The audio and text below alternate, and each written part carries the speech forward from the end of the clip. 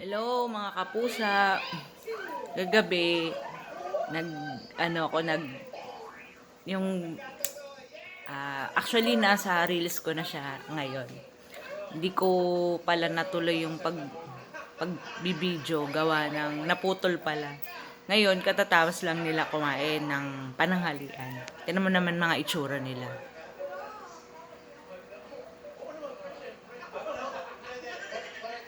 Nakakahiya, 'di ba? Parang nakakahiyang gisingin. So, ako dito na lang ako nakaupo. Ayoko silang istorbo.